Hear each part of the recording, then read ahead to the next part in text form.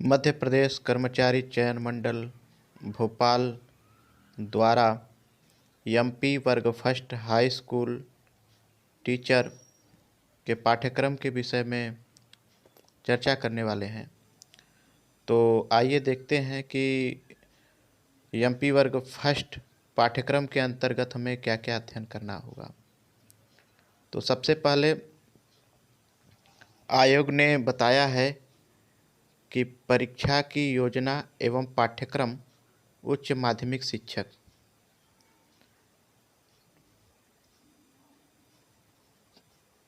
पहला है सभी प्रश्न अनिवार्य होंगे। दूसरी बात है पात्रता परीक्षा हेतु 150 अंकों का प्रश्न पत्र होगा। परीक्षा की अवधि 2.5 घंटे होगी।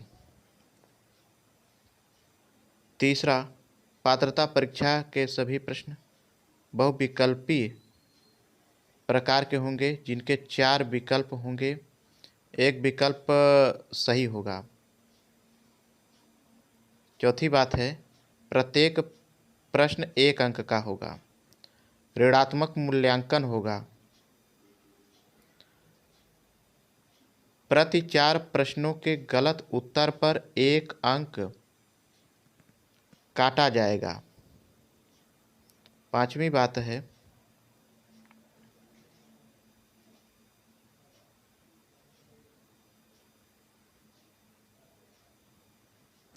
प्रश्न पत्र के 2 भाग होंगे, भाग अ एवं भाग ब। भाग अ सभी के लिए अनिवार्य होगा।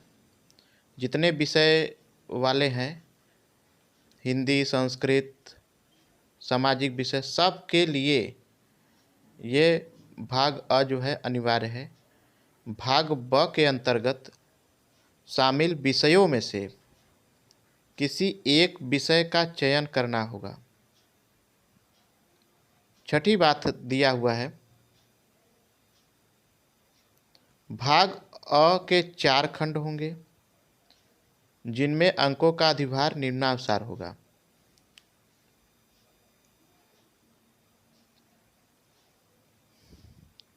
यहाँ पे भाग दिया हुआ है, विषय वस्तु, प्रश्नों की संख्या और कुल अंक दिए हुए हैं। तो भाग अ में पहले हिंदी आएगा। हिंदी के 8 प्रश्न होंगे और वो 8 अंक के होंगे। दूसरे नंबर पर अंग्रेजी आएगा, सामान्य अंग्रेजी। प्रश्नों की संख्या 5 होगा और कुल 5 अंक के आएंगे। तीसरे नंबर पर सामान्य ज्ञान एवं समसामयिक घटनाक्रम, तार्किक एवं आंकिक योग्यता, ये विषय वस्तु होगा और इसके प्रश्नों की संख्या 7 होगा और कुल अंक 7। और चौथे नंबर पर शिक्षा शास्त्र, पेडागॉजी पढ़ना है। पेडागॉजी के 10 क्वेश्चन होंगे और कुल 10 अंक के होंगे। तो टोटल जो है 30 प्रश्न होगा भाग अ के अंतर्गत और कुल 30 अंक के होंगे। ये सभी विषय वालों के लिए अनिवार्य रहेगा। सातवीं बात है भाग ब 120 अंक का होगा एवं इस प्रश्न पत्र में 120 बहुविकल्पीय प्रश्न पूछे जाएंगे। प्रश्न पत्र के अंतर्गत 16 विषय नीचे तालिका में दिए अनुसार होंगे, जिसमें से अभ्यर्थी अपने स्नातकोत्तर उपाधि अर्थात MA, MSc, MCom जो भी हैं के विषय में ही परीक्षा में सम्मिलित हो सकेंगे। ये 16 विषय इस प्रकार दिए हुए हैं। पहला दिया हुआ है हिंदी भाषा, 120 प्रश्न होंगे और कुल 120 अंक का होगा। इसी तरह अंग्रेजी, संस्कृत, उर्दू, गणित, भौतिक विज्ञान, जीव विज्ञान, रसायन विज्ञान, गृह विज्ञान, वाणिज्य, इतिहास, भूगोल, राजनीति शास्त्र, अर्थशास्त्र, कृषि, समाजशास्त्र। इन 16 विषयों के कुल 120 प्रश्न होंगे और कुल 120 अंक के होंगे। तो इनमें से अभ्यर्थी जिस विषय से स्नातकोत्तर है उस विषय का चयन करें।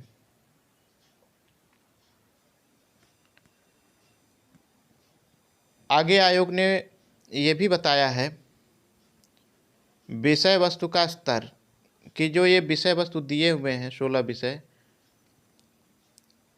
इनका स्तर क्या रहेगा और जो भाग अ में जो विषय दिए हुए हैं उनका भी क्या स्तर रहेगा। तो चलिए देखते हैं। तो पहला पॉइंट दिया हुआ है प्रश्न पत्र के भाग अ में सामान्य ज्ञान, समसामयिक घटनाक्रम, तार्किक एवं आंकिक योग्यता, पेडागॉजी की विषय वस्तु का स्तर स्नातक स्तर के छात्र के मानसिक स्तर के समकक्ष होगा। हिंदी व अंग्रेजी का विषय वस्तु स्तर हायर सेकेंडरी स्कूल परीक्षा के समकक्ष होगा। और दूसरा पॉइंट है प्रश्न पत्र के भाग ब, जिसमें कि 16 विषय हैं, कि विषय वस्तु का स्तर जो है वो स्नातकोत्तर स्तर के समकक्ष होगा। इस विषय के प्रश्न पत्र में मध्य प्रदेश राज्य के कक्षा 9 एवं कक्षा 10 के प्रचलित पाठ्यक्रम की विषय वस्तु पर आधारित होंगे, लेकिन इनका कठिनाई का स्तर एवं संबद्धता लिंकेज स्नातकोत्तर स्तर का होगा। प्रश्न पत्र की अवधारणा, समस्या समाधान और पेडागॉजी की समझ पर आधारित होंगे। अब आगे हम संस्कृत के पाठ्यक्रम पर चर्चा करने वाले हैं। तो चलिए आइए संस्कृत का पाठ्यक्रम देखते हैं। संस्कृत के पाठ्यक्रम के अंतर्गत पहले नंबर पर दिया हुआ है व्याकरण। व्याकरण में देखिए क्या क्या हमें अध्ययन करना होगा। शब्द रूप, शब्द रूप में राम, कवि, भानु, लता, पितृ, नदी, वधु, मातृ, फल, वारि, आत्मन, भवत, भगवत, मनस्व, विद्ववस, पयस, सर्व, तद, एतद, यत, इदम, अस्मद, युष्मद। इतना हमें शब्द रूप के अंतर्गत अध्ययन करना है। ब दिया हुआ है समास। समास में सभी नए तत्पुरुष सहित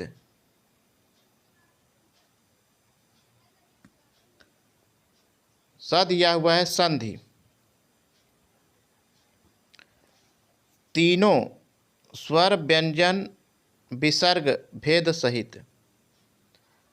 प्रत्यय, प्रत्यय में देखिए कृत प्रत्यय, जिसमें कि इक्त्वा, ल्यप, तुमुन, इक्ता, तवत, सत्र, सानच, तब्यत, अनियर, ये हमें कृत प्रत्यय के अंतर्गत पढ़ना है। फिर तद्धित प्रत्यय, तद्धित प्रत्यय में अण, ढक, मतुप, इत, तल, ठक, ये अध्ययन करना है। और स्त्री प्रत्यय, स्त्री प्रत्यय के अंतर्गत टाप और इंगिप, इनका अध्ययन करना है।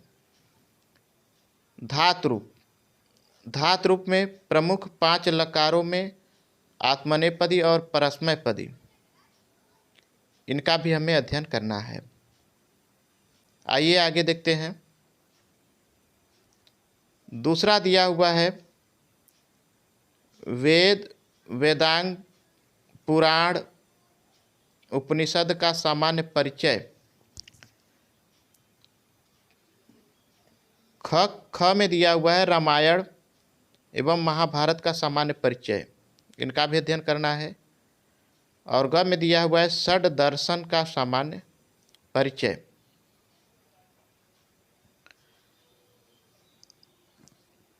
तीसरे नंबर पर दिया हुआ है संस्कृत के प्रतिनिधि रूपकों का परिचय। भास, कालिदास, शूद्रक एवं भवभूति की नाट्य कृतियों का परिचयात्मक ज्ञान।